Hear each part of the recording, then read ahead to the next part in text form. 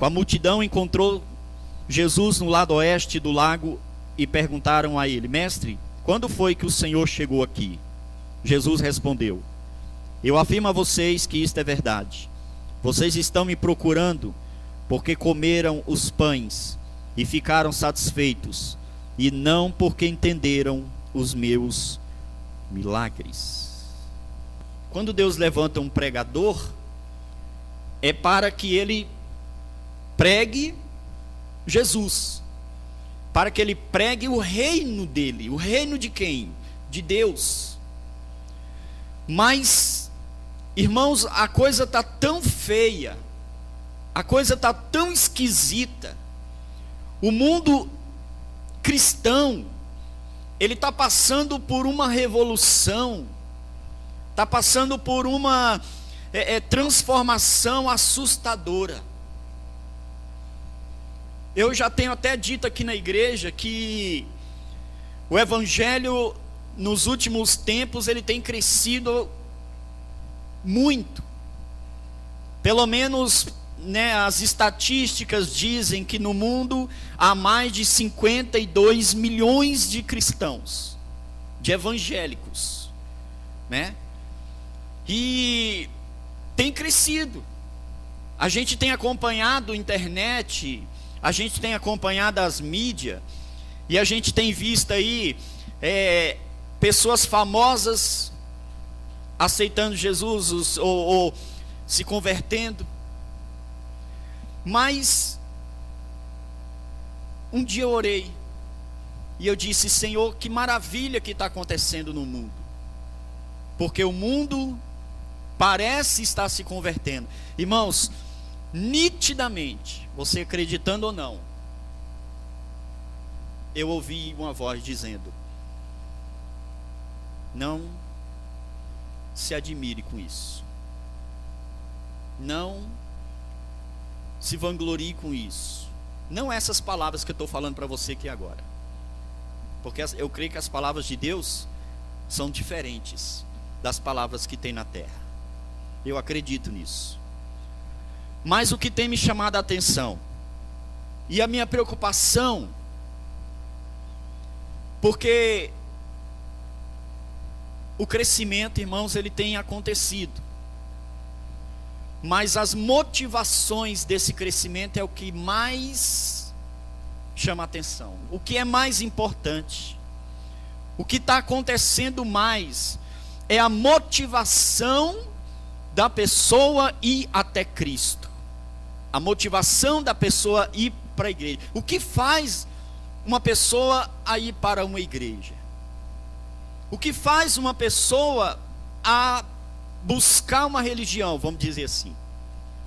O que leva uma pessoa a decidir a vida dela, o futuro dela? O que leva uma pessoa? Aí você não vai pensar pelos outros, você vai pensar em você. O que levou você a ir para a igreja?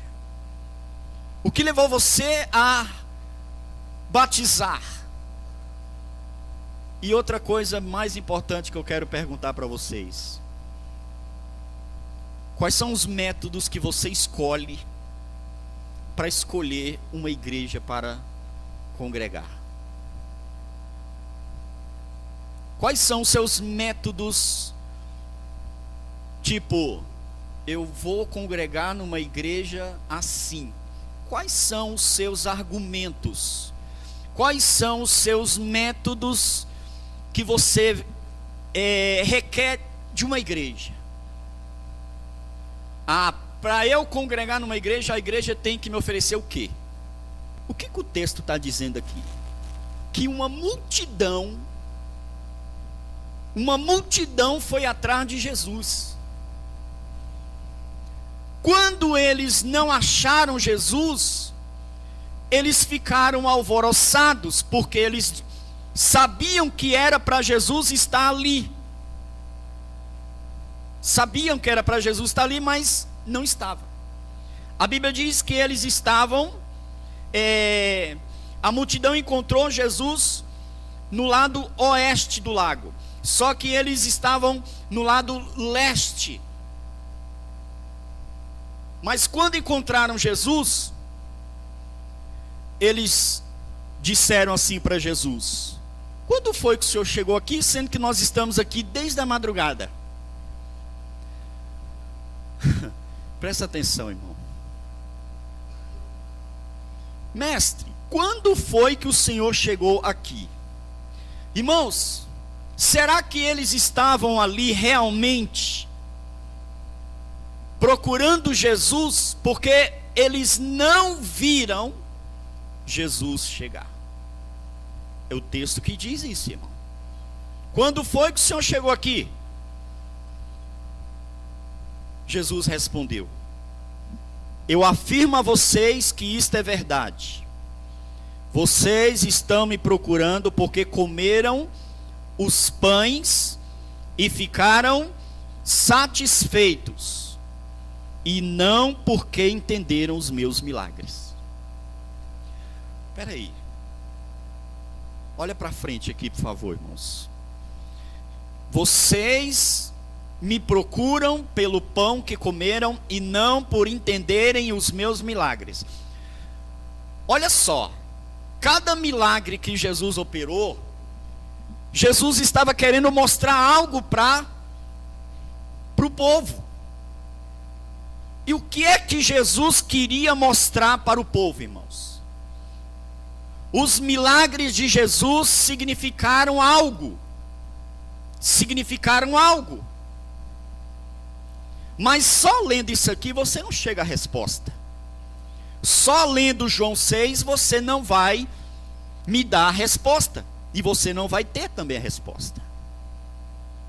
Mas se você for um leitor da Bíblia, então, igreja, se você estiver lendo a Bíblia, você vai chegar sim à resposta do que é que significa quando Jesus disse que eles não entendiam os milagres. Jesus não ministrou milagre para que as pessoas vivessem de milagre. Está entendendo? Jesus estava ensinando que o milagre não era mais importante do que o próprio Senhor. Que o milagre era uma dádiva que o Senhor dava. As pessoas buscavam Jesus pelo que Jesus era. Pelo que eles aprenderam antigamente pelos profetas, pelo o que eles liam na Bíblia, pelo que eles ministravam. Os profetas falavam: olha, vai vir um Salvador, vai vir um Salvador. Os profetas profetizavam isso, que viria um Salvador. Então eles estavam na expectativa de um Salvador vir. Quando Jesus veio, ninguém quis acreditar que era Jesus, porque Jesus, ele nasceu de uma família pobre. E se é para salvar o mundo, então tem que ser uma pessoa nobre, tem que ser uma pessoa de nobreza, tinha que ser algo grande, tinha que ser um homem, né, de guerra, tinha que ser um guerreiro, tinha que ter boa estatura, tinha que ter bom porte físico, para lutar contra uma nação inteira, um Salvador. Desde quando isso foi dito, a nação espera uma coisa e Deus outra. Tudo que se refere, irmãos, à expectativa, o mundo tinha uma expectativa física, materialista, e a Bíblia fala disso, é só ler. Mas Deus, desde o mundo primeiro, desde a saída do povo lá do Egito, manifestação de Deus, que Deus queria salvar o povo, e Deus queria levantar outra nação. Desde a criação que Deus quer levantar uma nação santa, eleita, né, que a palavra de Deus diz. Mas desde esse tempo a gente vê que a expectativa é errada, que as convicções são erradas. Hoje, qual é a motivação da pessoa buscar Deus? casar, ter casa, ter um bom emprego. Qual é a expectativa do povo de ir para uma religião? Ter sucesso, ter posição social. Quem está entendendo isso? Você que acompanha rádio, televisão e tudo, você já viu alguma campanha na televisão? Campanha do arrependimento? Campanha do nascer de novo? Campanha do se convertam? Você já viu alguma campanha dessa na televisão? Na internet, no rádio? Não, irmão. Tudo visa o interesse. O que o povo mais precisa? O que o povo mais deseja? Bem-estar. Bem-estar. Ninguém aceita miséria. Ninguém aceita enfermidade. Ninguém aceita problemas. Ninguém aceita a vida dura. Ninguém aceita nada disso. Então isso não é de hoje. Isso é desde o tempo de Jesus, antes do tempo de Jesus, que está acontecendo isso. E o que é que hoje nós estamos vendo? A primeira multiplicação dos pães e peixe. Teve duas. Teve a segunda multiplicação dos pães e peixe. Mas tudo aquilo, Jesus estava querendo mostrar algo para quem estava ali. E está registrado na Bíblia, porque quem lê também, o Senhor deixou um legado. Mas, infelizmente, não é isso que nós estamos vendo. Escuta. Mestre, quando foi que o Senhor chegou aqui? Jesus logo, porque Jesus ele é onisciente, né? Então ele sabe o que todo mundo pensa ao mesmo tempo. Isso é fascinante. O Senhor sabe o que todo mundo pensa. Se você ler os evangelhos, você vai ver. O povo cochichava e Jesus falava em voz alta. Por que vocês estão pensando isso, isso e isso? Por que vocês estão falando isso, isso, isso e isso? O povo cochichava, Jesus lia. Então Jesus ele é onisciente, ele lê mente e corações. Ele esquadrinha, não só lê, ele esquadrinha. Ele sabe o que está lá no fundo do profundo da pessoa.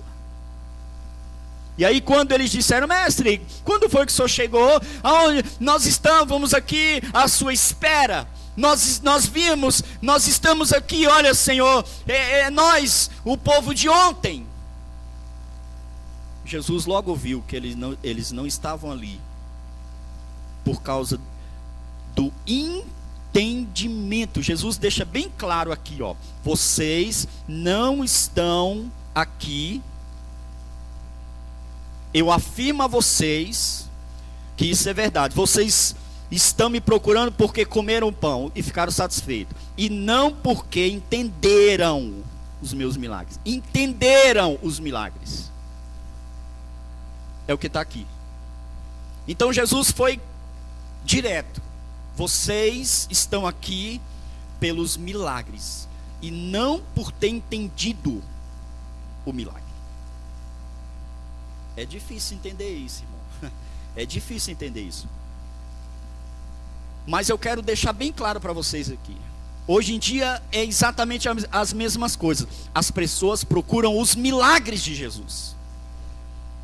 E não o significado dos milagres. Mas como é que eu vou entender o significado dos milagres? Eu tenho que entender Deus, irmão. Eu tenho que entender Deus. Não é você que diz, a gente convive com a pessoa, mas a gente nunca conhece a pessoa. Se você conviver com a pessoa, você vai conhecer a pessoa sim. Vai. Agora, se você não conviver com a pessoa, vai ficar difícil mesmo, você não vai conhecer ela. Não é pelo que ela fala. Amém, igreja?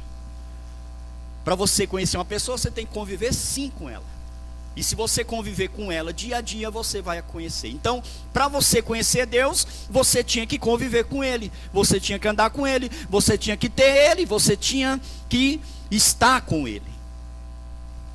Então o Senhor, Ele foi aqui direto, quando Ele diz que as pessoas estavam ali procurando os milagres.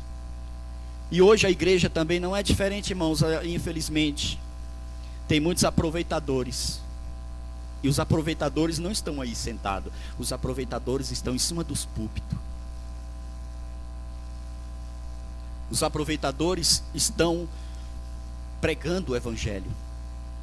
Pregando o evangelho. Mas não é o evangelho do reino. E eu vou bater nessa tecla, irmãos, até você entender que Deus quer pessoas, não pelos milagres. Você não tem que dar glória a Deus porque você está bem de serviço. Você não tem que dar glória a Deus porque você está com um bom casamento, porque você está com uma boa casa, porque você está com um bom carro, porque você está com um bom emprego, porque você está bem de vida. Ah, eu vou glorificar a Deus, eu vou dar honras e glórias a Deus. Quem está entendendo agora? Você tem que glorificar a Deus, irmãos, porque pelo simples fato de que Deus é o nosso Salvador. Quando eu digo Deus, eu estou falando da pessoa de Jesus Cristo, que é um Deus. Então eu tenho que buscar Jesus, irmãos, pelos milagres? Não, eu tenho que buscar Jesus por causa do significado dos milagres. E qual é o significado dos milagres? Qual o significado dos milagres de Jesus, irmãos? Simples. Jesus é bom. Ele é bom. E não tem um que saiba reconhecer mais do que ele. Não tem. Mas tem uns que ele retribui, tem outros que ele não retribui. Tem uns que ele cura, tem outros que ele não cura. Tem uns que ele sara, tem outros que ele não sara. Está entendendo, igreja? Não é vontade de Deus. Presta atenção no que eu vou falar. Não se escandaliza, não. Mas a Bíblia é bem taxativa quando ela diz isso. Não é vontade de Jesus curar todo mundo. Não é vontade de Jesus prosperar todo mundo. A Bíblia diz que a vontade do Senhor é que todos se salvem. A vontade do Senhor é que todos se salvem. Prosperidade, cura, libertação, essas coisas são dádivas, são presente, são galardões. Está lá em Hebreus, capítulo 6, se eu não me engano. Sem fé é impossível agradar a Deus. É necessário que aqueles que procuram a Deus creia que Ele existe e que é galardoador daqueles que o buscam. Quer dizer, galardoador é recompensador. Deus recompensa a pessoa que o busca. Amém? Então, milagre, Deus deu essa passagem aqui, foi quando Jesus estava pregando para a multidão, o tempo estava indo embora, né, o tempo estava ficando de noite. Jesus perguntou, né, para o Filipe, discípulo dele, aonde que vai comprar pão para todo mundo, como é que vai dispensar as pessoas. Elas estavam ali o dia inteiro, presta atenção, escuta, as pessoas passaram o dia inteiro ouvindo Jesus. Estava chegando a noite, acabou o sermão, o povo ia embora. Jesus chama o discípulo dele, Filipe em particular, e diz assim: aonde que vamos comprar pão para todo mundo? Mas Jesus só fez uma pergunta, diz o texto, só para testar o obreiro dele, porque ele já sabia o que ele iria fazer. Quem está entendendo? Ninguém ali falou de comida, ninguém ali falou de dar comida para ninguém. Quem falou? Jesus. Não, a multidão está aqui o dia inteiro, né? Vamos dar alimento para ela. Então, Jesus prova que Ele se preocupa com você e com as suas necessidades. E Ele sabe muito bem do que nós precisamos, antes mesmo de abrir nossa boca para pedir. Tudo bem que a Bíblia diz, pede, pede, pede. Tudo bem. Mas Ele só fala isso. Coloca uma coisa no seu coração. Coloca uma coisa no seu coração. Jesus só fala isso para te provar, só para te testar. Coloca uma coisa no seu coração. Diga para o seu vizinho aí, diga assim: olha, cuidado, porque o Senhor te prova todo instante. Ele te prova, irmão. Está lá em Deuteronômio 8. Ele prova, porque ele quer saber se você o ama ou não.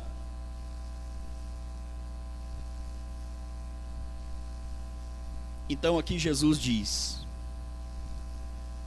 não porque entenderam os meus milagres. E aonde que eu quero entrar? Eu quero entrar, irmãos, naquilo que está acontecendo hoje. Olha o perigo do que está acontecendo hoje, irmãos. É muito mais fácil eu pegar um óleo aqui, ungir sua cabeça e dizer que você vai ter sucesso. São estratégias que nós usamos. São estratégias que as igrejas usam. Óleo, rosa, lenço, toalha. E tem igrejas que vai extrapolando. Sabonete, vassouras, rodo, e aí vai. Tem tudo que você pensa. Bombril, sal, água de Israel. E aí vai. A imaginação hoje, irmão, você não pode, e nem acho que você imagina aonde que as igrejas estão chegando para atrair o povo. E a Bíblia fala de um evangelho estranho que está no meio do povo dele. A Bíblia fala. Por que eu estou insistindo nisso aqui, irmão? Ó, por que eu estou insistindo nisso aqui?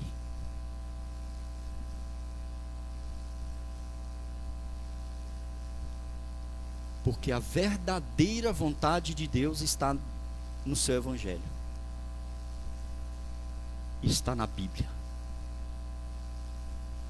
A motivação verdadeira está na Bíblia. Irmãos do céu, igreja, preste atenção.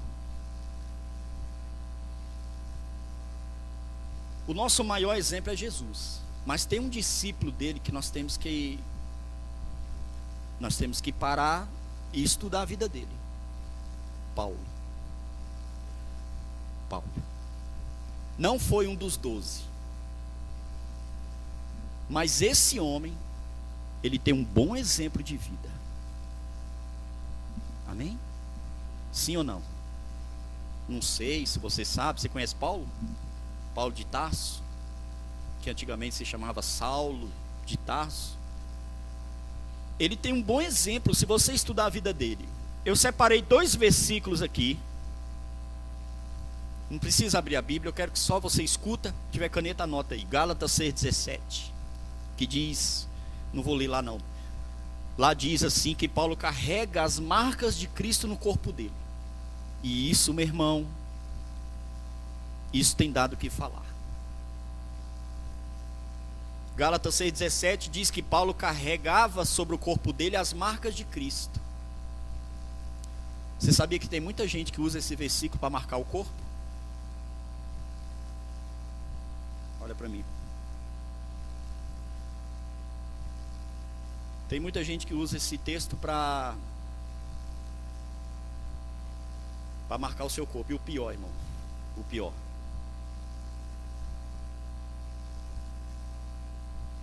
tem um texto na Bíblia, irmãos, que eles estão usando. E esse texto eles usam. E eles dizem, ó, Jesus tatuou o corpo dele também. Diz que Jesus era tatuado. Mas está no texto. O que, pastor, está no texto? Lê aqui no microfone aqui, irmão. Apocalipse 19:16, se eu não me engano. Lê aí para a igreja. Deixa eu ver se é isso mesmo.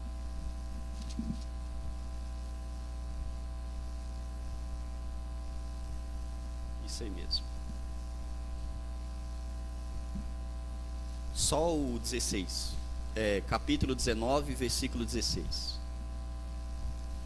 Em seu manto e em sua coxa está escrito este nome: Rei dos Reis e Senhor dos Senhores. Pronto. acharam o texto para dizer que Jesus era tatuado. Só que eu fui... Obrigado. Só que eu fui estudar esse negócio bem profundamente, irmãos, lá no original e tal, e tal, e tal.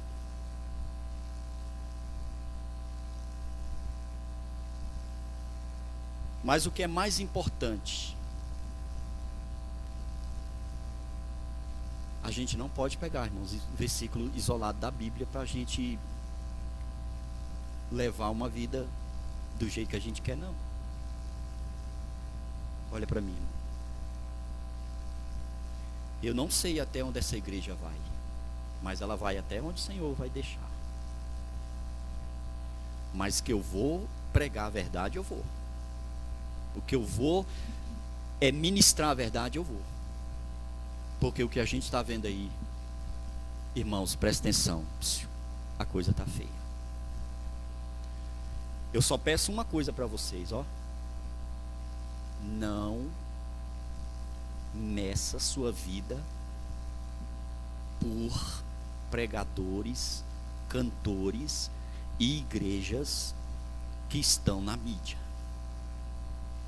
Não tire padrão de vida pelo que essas igrejas estão fazendo. Amém? Não se baseie em pregadores, cantores, igrejas que está na mídia.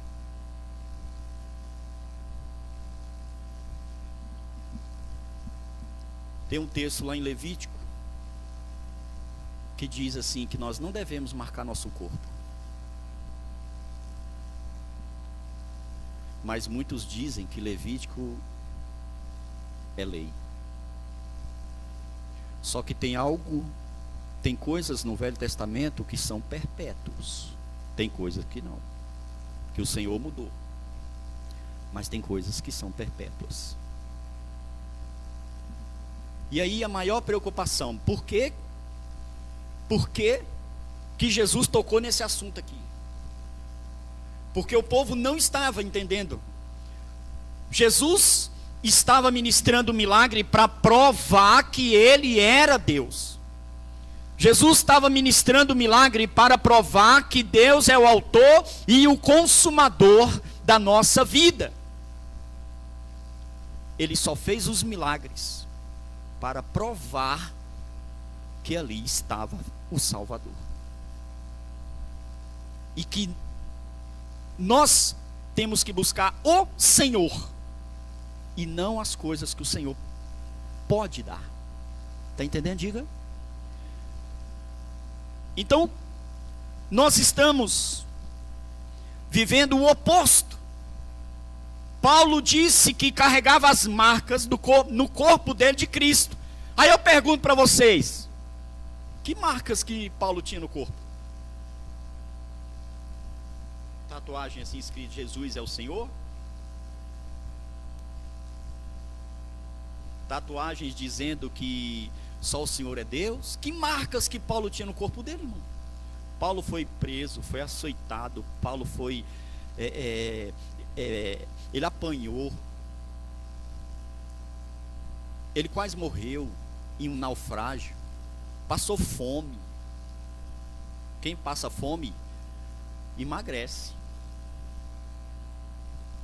e pode até ser acometido de quê? Doenças. Então ele tinha marcas no corpo dele de Cristo, mas é marcas da vida, irmão. Marcas de quê? Da vida que ele levava. Seu joelho tem marca, irmão? De que você dobra o joelho, bota o joelho no chão? Seu joelho tem marca?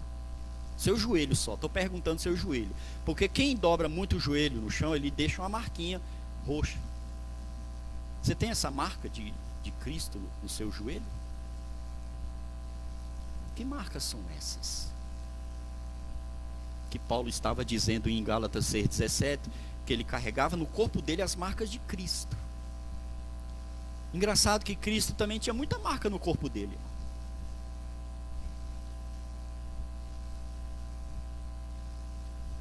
Muitas marcas Jesus tinha no corpo dele.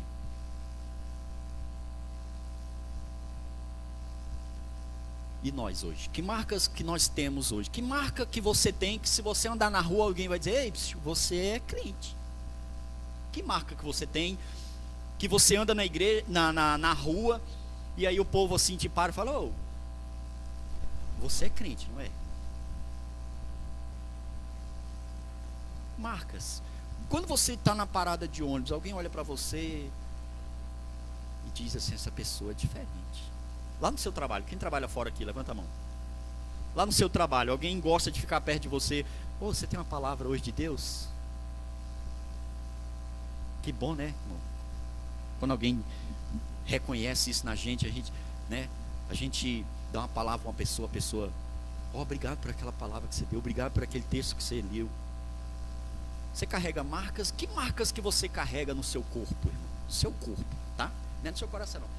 Eu tenho Jesus no meu coração. Enquanto as pessoas tinham Jesus no coração, Paulo tinha Jesus no corpo todo dele. Porque ele diz assim, que carregava as marcas de Cristo no corpo dele. E outra coisa que Paulo também falou, está lá em Efésios 3:1, que ele dizia que era prisioneiro de Cristo por causa dos ímpios. Prisioneiro de Cristo. Sabe o que os crentes pregam hoje, irmão? Que são livres. O contrário. Os crentes hoje pregam o que, irmãos? Que são livres. Eu posso fazer o que eu quero, eu posso servir o que eu quero, eu posso ir para onde eu quero, eu posso escolher a pregação que eu quero, o pastor que eu quero. A moda hoje é: congrega onde você se sente bem. A moda hoje é essa. A pessoa tem que congregar onde ela se sente bem. Eu cresci no evangelho escutando isso. De tanto ouvir, eu também comecei a falar isso. De tanto ouvir, eu também achava que era assim, que a pessoa tem que congregar onde ela se sente bem. Sabe o que eu aprendi? Eu aprendi na chibata. Eu aprendi com Deus. Eu tenho que congregar aonde Deus está, aonde a palavra dele está. Sabe onde é que você tem que congregar? Aonde tiver 1, 2 ou 3 pessoas em nome dele, porque ali ele está. Ele diz isso. Pronto. Você não sabe onde é que congregar? Pastor, é tanta igreja, é tanta palavra.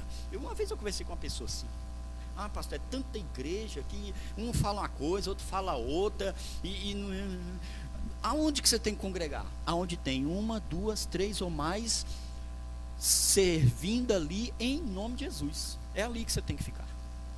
Amém, igreja? Não, as pessoas estão indo onde tem mais gente, porque se tem muita gente é sinal de que tem muita bênção.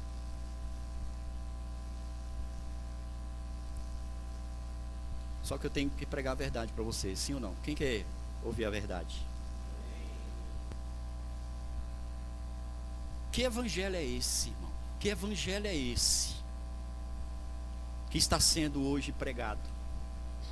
E eu estou falando isso para você porque eu não quero segurar você aqui. Eu quero que você, se você quer congregar onde você se sinta bem, mas que esse sentir bem seja em espírito e não na carne. Porque se for na carne, hoje as pessoas estão pregando aonde se revela, aonde se profetiza. Hoje as pessoas estão congregando aonde tem campanhas. Eu vim de uma igreja assim, irmão. Hoje o povo congrega aonde o sapatinho de fogo está. Hoje as pessoas estão congregando aonde tem culto de casais. Existe evangelho para casais, existe evangelho para solteiro, existe evangelho para jovem, existe evangelho para criança, existe evangelho para adolescente, existe evangelho para senhores e senhoras, existe evangelho, tanto evangelho, irmão. Mas evangelho mesmo, só existe um, o do reino. E o evangelho do reino não é fácil. O evangelho do reino de Deus, o Senhor diz: sede santo porque eu sou santo. O que é santo? eu vou dizer assim, fulano, se santifique. O que eu estou dizendo para ela? Separar de quem? Da mulher? Do marido? Dos filhos? Separar de quem, irmão? Do mundo. Separar de quem, irmão? Do mundo. Porque dentro das igrejas também tem pecado. Ou não tem? Você tem que se separar do mundo, irmão. Do mundanismo. Quando o Senhor diz, sede santo porque eu sou santo, Jesus estava dizendo o quê? Eu não me misturo. E ele não se misturou mesmo. E é isso que nós temos que fazer hoje. Quando alguém se converte, ela muda completamente. O poder do Evangelho é isso. 1 Tessalonicenses capítulo 1, verso 4 e 5. O Evangelho é de poder no Espírito. De poder, confrontador. A Bíblia confronta a minha vida. Minha vida é contra o que está escrito aqui. O mundo também é aqui. O que está escrito aqui. Teve até um deputado aí que queria mudar, até o que está escrito na Bíblia ele queria mudar. Vai criar uma emenda para descaracterizar a Bíblia. Vai criar uma emenda parlamentar para humilhar o que está escrito na Bíblia. Não, agora o que vai valer não é o que está escrito na Bíblia, é a emenda. Mas o nome já diz, emenda. Emenda presta. Um vaso quebra, emenda ele. É o mesmo? A roupa rasga, emenda ela, é a mesma? Algo quebra, você remenda, vai ficar igual? Nunca mais. Então, a igreja hoje, ela precisa entender isso. O Senhor Jesus, Ele quer levantar uma nação santa, eleita. E nós precisamos entender isso, irmão, para que nós possamos agradar o Senhor e não ninguém. Eu não tenho que agradar ninguém. Eu não tenho que falar o que você quer ouvir. Você não tem que falar o que os outros querem ouvir. Você não pode ter medo da sua família. Você não pode ter medo dos seus amigos. Você não pode ter medo dos seus parentes. Se converteu, você tem que pregar, ganhar. É o que a palavra do Senhor diz: ide por todo mundo, pregar o evangelho a toda criatura. Você não pode ter medo de pregar para os outros, principalmente os da sua casa. Você não pode ter medo, irmãos, de se afastar. Seja família, seja o que for. Você não pode ter medo de vestir o evangelho. Ou é ou não é? Palavra do cristão se ensina ou não. Quem entendeu, diga. Presta atenção, irmão. Acordem. Deus, Ele não precisa de ajuda para manifestar o milagre dele. Está entendendo? Diga. Paulo dizia: sou prisioneiro. Hoje as igrejas, hoje o mundo está pregando que as pessoas são livres. Você não é livre para fazer o que você quer. Você quer aceitar Jesus? Então você vai ser prisioneiro do Senhor Jesus. Você não vai fazer mais o que você quer. Você não vai mais andar do jeito que você quer. Você não vai mais falar o que você quer. Você não vai se comportar mais do jeito que você quer. Não é. A palavra do Senhor diz: prisioneiro e não livre. Mas infelizmente estão pregando a liberdade. O povo quer doutrina não, irmão. Doutrina? Que é isso, doutrina? Estudo bíblico. Por que eu estou falando isso, irmão? Porque nós temos que reavaliar a nossa vida espiritual. Cristianismo não é isso que você está ouvindo na rádio, na internet, na televisão. Nós temos muito que melhorar. Aqui também não é correto, não. Aqui também não somos perfeitão. Aqui também não tem perfeição. Mas nós vamos lutar, e eu vou lutar, porque nós vamos servir o evangelho do reino de Deus. Do reino de Deus. Quem está em pecado, irmão, tem que abandonar o pecado. Não tem como você servir a Deus e ao pecado. Não tem como você viver uma vida profana e uma vida santa. Não tem como você viver vida dupla. Não tem. Não tem. Nós temos que buscar o que a palavra do Senhor está dizendo. Você tem que entender isso. Ou seu marido está ruim dentro de casa, dobra o joelho. Tem marca no joelho? Você não ora. Ah, minha esposa está assim. Você tem marca no joelho? Ah, meus filhos estão dando. Você tem marca no joelho, irmão? Ora. Faz campanha de oração. Ah, mas é porque ele é assim, porque é. E os seus defeitos? Ah, mas porque ela, a culpa é dela, a culpa é dele por estar desse. Não, meu irmão, muda isso, muda isso.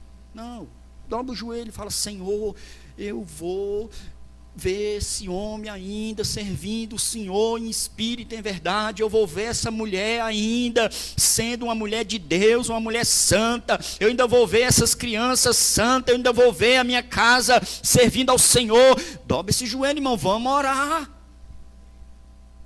Vamos orar. Paulo está dizendo que ele é prisioneiro em Cristo. Prisioneiro e não livre. A igreja, ela tem que ser prisioneira em Cristo e não livre. Você não pode fazer o que você quer. Você não pode fazer o que você quer. Você não pode falar o que você quer. Você não pode postar o que você quer. Você não pode relatar o que você quer. Você não pode nem sentir o que você quer. Não. Para terminar. Mestre, quando foi que o senhor chegou aqui? Jesus respondeu: vocês estão me procurando porque comeram os pães e ficaram satisfeitos, e não porque entenderam os meus milagres. Entender é a palavra. Entender. Você tem que entender os milagres de Jesus. Amém?